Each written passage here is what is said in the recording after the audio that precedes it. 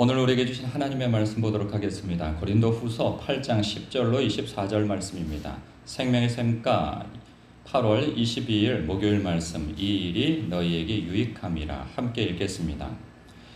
이 일에 관하여 나의 뜻을 알리노니 이 일은 너희에게 유익함이라.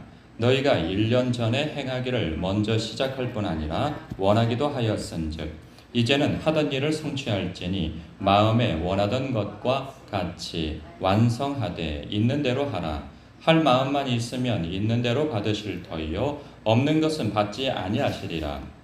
이는 다른 사람들은 평안하게 하고 너희는 곤고하게 하려는 것이 아니요 균등하게 하려 함이니 이제 너희의 넉넉한 것으로 그들의 부족한 것을 보충함은 후에 그들의 넉넉한 것으로 너희의 부족한 것을 보충하여 균등하게 하려 함이라.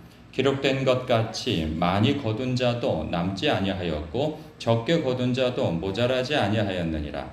너희를 위하여 같은 간절함을 디도의 마음에도 주시는 하나님께 감사하노니 그가 고난을 받고 더욱 간절함으로 자원하여 너희에게 나아갔고 또 그와 함께 그 형제를 보내었으니 이 사람은 복음으로써 모든 교회에서 칭찬을 받는 자요 이뿐 아니라 그는 동일한 주의 영광과 우리의 원을 나타내기 위하여 여러 교회의 택함을 받아 우리가 맡은 은혜의 일로 우리와 동행하는 자라. 이것을 조심함은 우리가 맡은 이 거액의 연보에 대하여 아무도 우리를 비방하지 못하게 하려 함이니 이는 우리가 주 앞에서뿐 아니라 사람 앞에서도 선한 일에 조심하려 함이라. 또 그들과 함께 우리의 한 형제를 보내었노니 우리는 그가 여러 가지 일에 간절한 것을 여러 번 확인하였거니와 이제 그가 너희를 크게 믿음으로 더욱 간절하니라. 디도로 말하면 나의 동료요 너희를 위한 나의 동역자요 우리 형제들로 말하면 여러 교회의 사자들이요 그리스도의 영광이니라. 그러므로 너희는 여러 교회 앞에서 너희의 사랑과 너희에 대한 우리 자랑의 증거를 그들에게 보이라. 아멘. 사도 바울이 고린도 교회를 향하여서 집요하게 설득하고 집요하게 하게 하는 일 하나가 있는데 이 연보에 관련되어진 거예요. 구제를 위한 헌금을 하기로 했는데 하지 않고 여태까지 버틴 거죠. 1년이 넘도록. 한다고 해놓고서 안 하고 그러는 거예요. 그러면 보통은 지금 고린도 교회하고 여러 갈등들도 있었잖아요. 그러면 이렇게도 생각할 법해요. 고린도 교회 빼고 해야지. 고린도 교회 빼고 합시다. 이렇게도 할 법한데 고린도 교회하고는 갈등이 있었잖아요. 그렇기 때문에 그 문제를 해결하기 위해서 여러 번 서한도 오고 가고 또 직접 가서 멸시도 당하고 아주 좋지 않은 꼴을 당하고 돌아오기도 하고 그래서 이제 간신히 그 관계가 회복되어짐을 확인된 상태에서 다시금 고린도 후서를 써서 관계를 바로잡고 그리고 여러 가지 그 오해나 이런 것들을 바로잡고 하는 과정 속에서 혹여라도 이 돈 문제에 관련돼서 헌금에 관련되어져서 고린도 교회 성도들이 불편한 심경이 다시 발동되어져서 관계가 어그러지면 어떻게 하나 이런 고민이 되어질 법도 해요. 그런데 그럼에도 불구하고 하나님 앞에서 해야 할 것은 해야 한다 하는 그런 생각을 분명하게 가지고 있고 그것은 성령께서 주시는 마음일 뿐만 아니라 그것을 전달하는 것이죠. 왜 그렇게 하는가? 10절에 그 이유가 나와 있고 오늘 이 생명의 샘가 제목이기도 해요. 이 일이 너희에게 유익함이니라. 10절에 나오죠. 이 일이 너희에게 유익하기 때문이라. 그래서 내가 너희에게 이렇게 이야기한다는 것이죠. 분명히 고린도 교회에서는 이 헌금에 관련되어져서 말도 많고 탈도 많았던 것 같아요. 왜 갑자기 이렇게 돈을 걷냐 이거죠.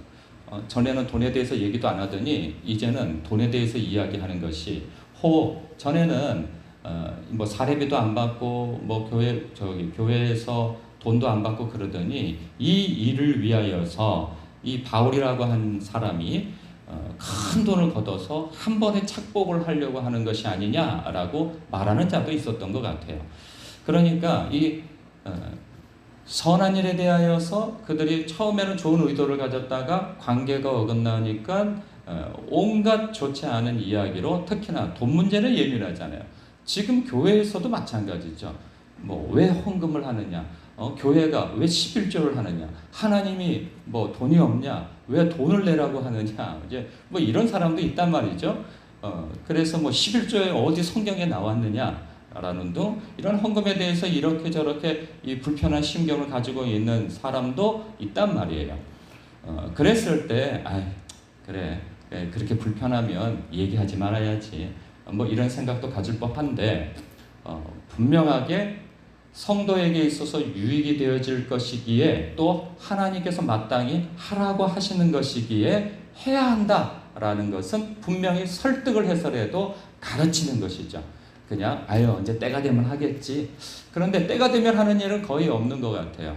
자기의 유리한 대로 그 생각이 굳혀져서 안 하다 보니 안 하는 것이 당연한 것이 되어져 버리는 그런 일들이 일어나는 거죠. 고린도 교회가 바로 그런 일인 거예요. 그럼에도 불구하고 사도 바울은 어찌하든지 성도들을 옳은 길로 인도해야 한다고 하는 그런 분명한 사명감에 의하여서 포기하지 않고 이야기하는 것, 그리고 포기하지 않고 하는 것, 그리고 하게 하는 것, 이것이 참 중요하다는 생각을 갖습니다.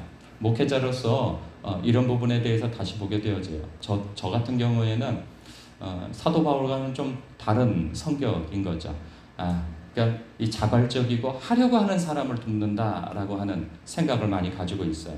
그런 부분에 있어서 사도 바울은 어찌하든지 그 관철을 시키고 설득하여서 하나님의 일을 하는 방향으로, 그래서 그 영혼에 유익이 되게 하는, 그러나 지금 자신에게는 유익인지를 몰라요. 그러나 유익이라는 것을 끊임없이 설득하고 가르치고 하여서 반드시 하나님 앞에서 옳은 일을 하게 하는 그러한 일에 있어서 가르치는 일에 아주 집중되어진 것을 보게 되어져요.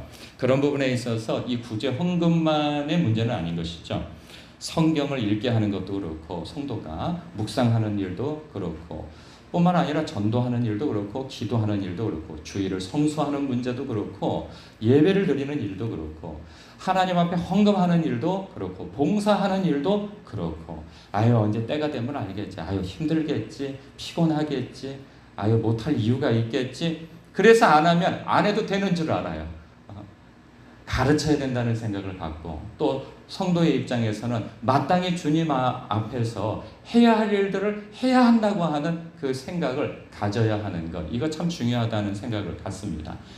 사람들은 꼭 뭐 그런 경우 있죠. 다른 사람들이 하는 것에 빗대어서 비교하여서 자기를 합리화하는 경우가 있어요.